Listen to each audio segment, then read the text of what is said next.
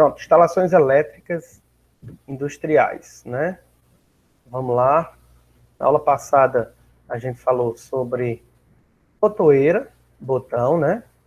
Eu até mostrei aqui nessa imagem. O botão, ele tem retorno por mola, né? Se eu ligar no NF, na hora que eu apertar, ele vai desligar, né? Ele está fechado, quer dizer que liga, né? Fica ligado direto. Se eu apertar, ele desliga, tá? Se eu ligar aqui no NA, ele normalmente vai estar aberto. Então ele vai estar desligado. Na hora que eu apertar, ele vai ligar, ok? Automaticamente, na hora que eu tirar a força, a mola faz o botão retornar à posição inicial. Esse é o botão. A gente viu aqui a simbologia do botão, né? Parar, emergência, desligar, tudo é vermelho. Ligar, pulsar ou partir é preto ou verde. Quando tem alguma intervenção, retrocesso, interromper alguma coisa, tudo isso aqui é amarelo. E qualquer outra função, pode ser azul ou branco, laranja, né? Não tem qualquer outra função, desde que não seja essas de cima aqui. Ok? Aqui a gente vê alguns tipos, né? Chave fim de curso, a gente falou. Tem aqui estilos de botão, como eu já até falei na aula passada sobre a fresa, né? Que tem lá na fresa, tá? No automático da fresa, né? Acho que vocês lembram. E aqui a simbologia de um fim de curso, né? Se ele for normalmente aberto, ele vai estar assim. Na hora que o fim de curso fechar, ele passa a corrente. Se ele for normalmente fechado, ele vai estar nesse formato aqui. Na hora que o fim de curso bater aqui, ele vai abrir, né? Tem aqui o pressostato, falei sobre ele, né? Que nada mais do que a medida do controle de pressão, certo? Chegou no limite de pressão que a gente ajustou, ele, se estava ligado, desliga, se estava desligado, liga, né? Ok? Tem também, além do pressostato, tem o termostato, que é como se fosse um termômetro, né? Ele vai fazer as medidas de acordo com o que você colocar, né? Ok? Falamos sobre os relés, até expliquei aqui como é que é o funcionamento do relé. Ele é magnético, não é eletromagnético. Então aqui ela vai puxar essa outra partezinha aqui, ela vai ligar ou desligar, dependendo de onde é que você ligou. Se eu estiver ligando daqui para cá, na hora que o relé funcionar, ele vai desligar o seu, né? Se você estiver ligado aqui, no NA, ele vai ligar, né? Aí surgiu dois tipos de circuito, que a gente já falou, circuito de comando e circuito de potência, onde o circuito de comando é aquele circuito que passa menos energia, né? É aquele menor, é onde tem muito botão, é onde vai acontecer a interface entre o operador e as máquinas, né? O circuito de potência, por sua vez, é onde vai estar lá os motores, as resistências, é onde vai passar muito mais corrente elétrica e a tensão muito maior, tá? Também tem um relé de tempo, que pode ser chamado aqui temporizado na energização e na desenergização, certo? É um relé de tempo, que a gente já falou na aula passada também. Tudo isso aqui a gente tem lá no nosso laboratório. A gente tem esse daqui, ó, é o retardado, ok? E esse aqui também. No laboratório de eletrotécnica, a gente pode fazer umas práticas por lá, caso dê certo a gente ir para lá, né? Ok? E aí agora eu queria falar sobre os contatores. Contatores. Não é contadores, é contatores. Tem até uns que falam contactores, bota C aqui no meio, tá? Contactores são dispositivos de manobra mecânica que são acionados como eletromagneticamente, igual o relé. Ou seja, não tem fio ligando ele, entendeu? Ele funciona eletromagneticamente, através do eletromagnetismo. Construídos para uma elevada frequência de operação, cujo arco elétrico é extinto no ar, sem afetar o seu funcionamento. Aqui são os contactores comerciais, né? Quando a gente vai utilizar aqui, lá no laboratório a gente tem, ele é pequenininho, é do tamanho da palma de sua mão, mais ou menos. Aqui parece um fogãozinho, mas não, ele é bem pequenininho mesmo, é do tamanho da palma de sua mão. Você vai conseguir fazer as ligações com ele, né? A gente vai poder ver aqui, a gente vai ver na próxima figura como é que ele funciona, né? Mas ele é basicamente um núcleo magnético bipartido, uma parte é móvel e a outra parte é fixa, e uma bobina que, quando alimentada por um circuito elétrico, forma um campo magnético que, concentrando-se na parte fixa, atrai a parte móvel. Quando não circula corrente pela bobina, essa parte do núcleo ela é repelida pela ação das molas. Ou seja, os contatos elétricos são distribuídos solidariamente a esta parte móvel do núcleo, constituindo de um conjunto de contatos móveis.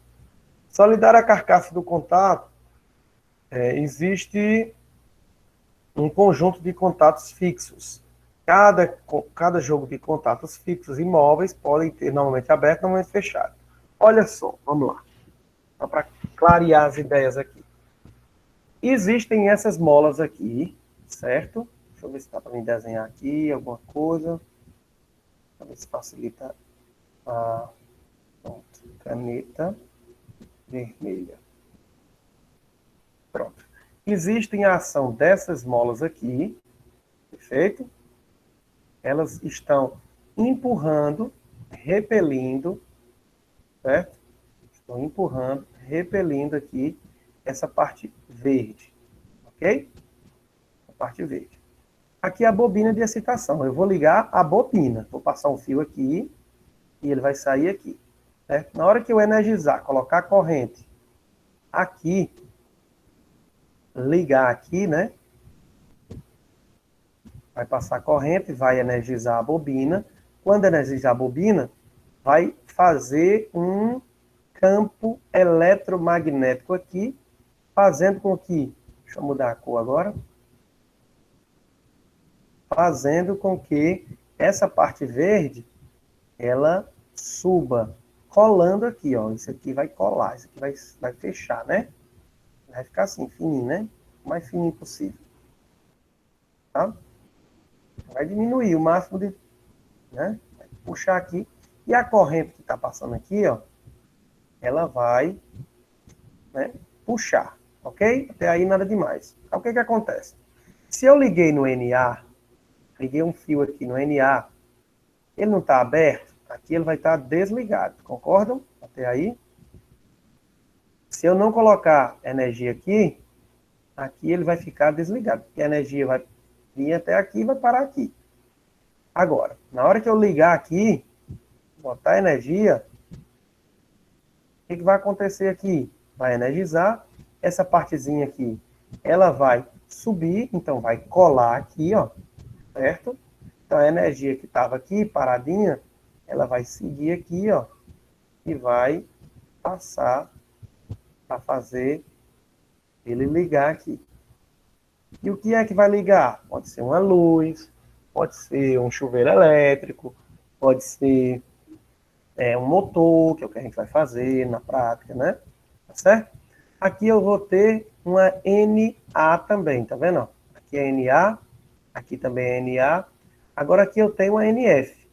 Estão vendo aqui a diferença? Ele já está colado. Então quer dizer que se eu ligar aqui, ó, ligar aqui o motor, liguei o motor.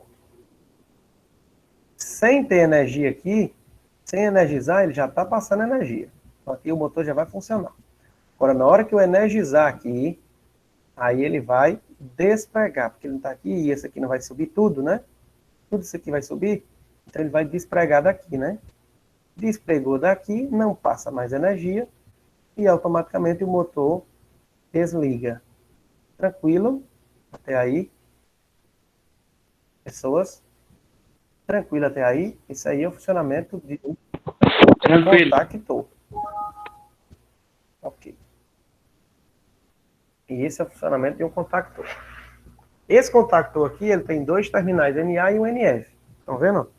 2 NA, 1, 2 e 1 NF. Numa prova que eu passar, eu quero 10 NA e 2 NF. Eu vou botar 10 desse aqui e 2 desse aqui. Ok? Esses contactores, eles podem ser classificados como contactores de potência ou contactores auxiliares, né? O que muda isso aí, né?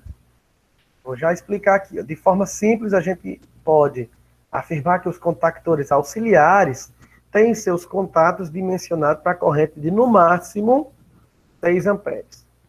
Possuem de 4 a 8 contatos, NA e NF, né? Podendo chegar até 12. Ok? Podendo chegar até 12 contatos. Os contatos de potência, não. Eles têm a corrente muito maior. Enquanto aqui ele pode chegar a 6 amperes, o de potência pode chegar a 600 amperes. De uma maneira geral, possuem 3 contatos principais do tipo NA para a manobra de cargas trifásicas, que podem também dispor de contatos auxiliares acoplados. Quando a gente for lá no laboratório, eu vou mostrar isso aqui bem detalhado para vocês, tá certo? NA e NF. Para que é que serve isso aqui, de fato? Ele serve para o uso. Vou mostrar aqui, ó. Nossa, caiu tudo aqui. Um fator importante a ser observado no uso desses contactores são as faíscas, né? Porque eles vão gerar uma faíscazinha aqui, tá? Produzidas pelo impacto durante a comutação dos contactores. Como é isso? Quando eu gero a energia, ele faz um estralozinho assim, e aí automaticamente tem uma faíscazinha lá dentro para fazer a comutação. A comutação é a mudança de NF, né? Se estava NF, quer dizer que estava fechado, ele vai abrir, né? Por exemplo. Isso promove o desgaste natural dos mesmos, além de consistir em riscos à saúde humana. Então tem que ter cuidado por causa disso. A intensidade da faísca ela pode se agravar quando a gente tem ambientes úmidos e também com a intensidade de corrente elétrica circulando pelo painel. Quanto maior a corrente, maior vai ser essa faíscazinha, certo? Foram aplicadas diferentes formas de proteção. Então, nós temos aqui 4 categorias de contactores. É o AC1, AC2, AC3 e AC4, tá? É só para vocês entenderem que tem diferença deles, né? Só para vocês entenderem. Isso aqui eu não vou nem cobrar nada, não. Mas deu para entender mais ou menos o contactor? Na hora que energiza aqui a bobina, automaticamente esse aqui ele dá um choque já lá e ele gruda, né? Entendeu? E aí o que estava fechado permanece, fica aberto, e o que estava aberto vai para fechado. Tranquilo? Outra coisa que é muito importante. Outra coisa que é muito importante aqui é o fusível, né? Já disse na aula, né, que o fusível ele é feito para proteger o sistema, né? Então o fusível ele é um dispositivo que limita a corrente de um circuito. Se vem um curto-circuito, uma corrente muito alta, ele queima. Simplesmente ele desliga e aí, em vez de queimar todo o sistema, vai queimar o motor? Não, vai queimar só um fusível.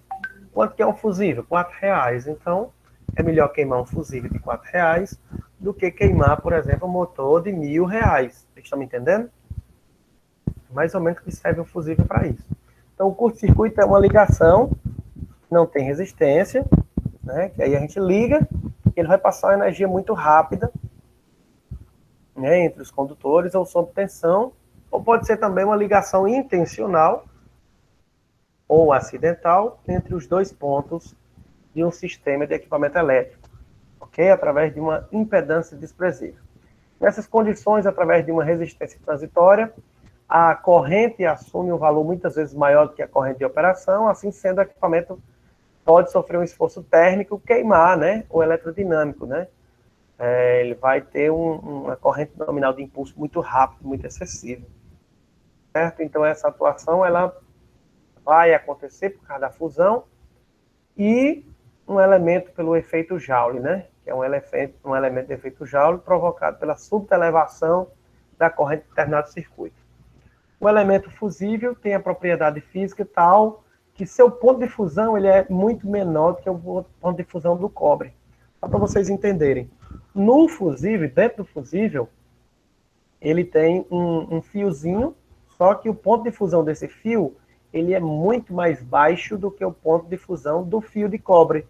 Né? Enquanto o fio de cobre ele aguenta, mas aí, como eu falei para vocês, quanto mais corrente, mais ele esquenta, não é assim? E aí, se ele esquentar demais, pode pegar fogo, ter um incêndio. Então, o fusível ele já é mais fino. Aí, o que acontece? Em vez de pegar fogo nos fios, ele já, automaticamente, ele já queima ali o fusível, já destrói ali aquela partezinha do fio, já não passa mais corrente elétrica e automaticamente não tem mais perigo de ter incêndio, né? A partir dali, né? Eu tenho alguns tipos de fusíveis, né? Esses fusíveis aqui são fusíveis cerâmicos, ok? Esse aqui ó, é o fusível, que é só o encaixe. E é simples. Daqui a pouco eu passo o exercício, que eu vou mostrar para vocês aqui a continuação da aula. Nós vamos agora para 5. Vamos lá. Além do fusível, todo mundo compreendeu o fusível ou não? Fusível é mais ou menos isso aqui, ó. Deixa eu mostrar aqui. Enquanto deixa eu ver se dá certo nesse amarelo. Enquanto o fio tá passando aqui, ó, eu tenho um fio aqui, ó. O fio tem uma bitola, a espessura, né? Certo? Vamos supor que aqui é o fio. Todo esse aqui, tudo isso aqui é o fio. Certo? Ele é um fiozinho grossinho. Ok? O que acontece aqui? Ele vai passar energia, mas aí eu coloco um fusível bem aqui, ó. Fusível, ele é mais fino dentro dele, é claro, né? Certo?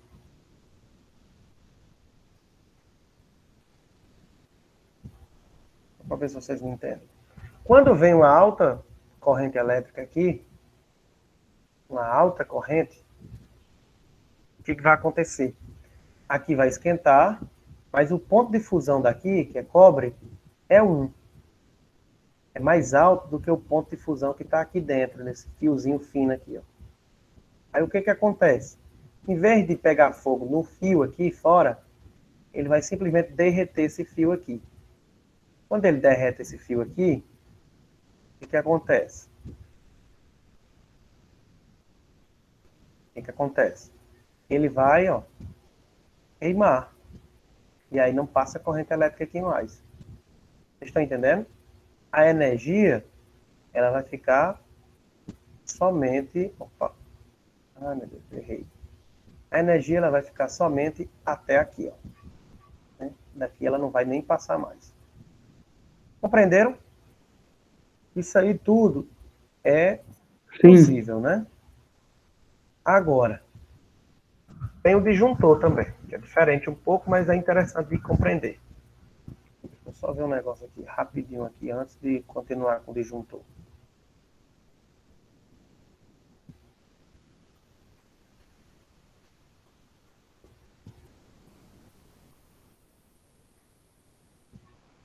Não, é isso mesmo. Ó, vamos lá. Os disjuntores são dispositivos magnetotérmicos. É diferente de eletromagnéticos, né? Esse aqui é magnetotérmico. O que é isso? Depende da temperatura, certo? Para proteção das instalações e equipamentos também. Parece muito com um fusível.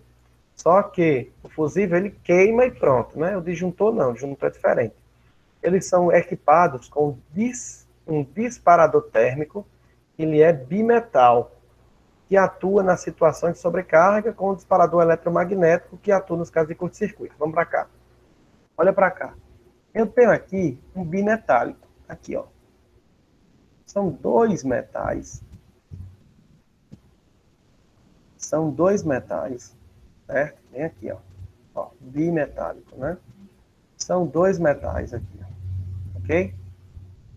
Então, o que acontece? Nessa parte aqui, ó, 2 metais, tá vendo? O que acontece? Quando a temperatura, aqui também, ó, quando a temperatura, ela aumenta, vocês sabem que a dilatação, ela é diferente dos materiais, né? Então, por ser um bimetálico, são 2 metais diferentes, de diferentes concentrações de dilatação. Então, enquanto um dilata mais, o outro não dilata tanto. E aí, vou até mostrar aqui com a minha mão, para que vocês possam entender. Ó. Olha para cá. Quando um dilata demais e o outro não dilata, um vai puxar o outro. Vocês estão entendendo? Ele está dilatando, ó. Esse aqui está dilatando, esse outro não está. Então, o que acontece? Ó? Ele vai dilatar e vai puxar o outro. Ó. Vocês estão me entendendo? Vai puxando. E aí, o que acontece aqui? Vou voltar aqui. Aí, o que acontece bem aqui? Ele simplesmente desgruda daqui. Opa! Ele simplesmente desgruda daqui, certo?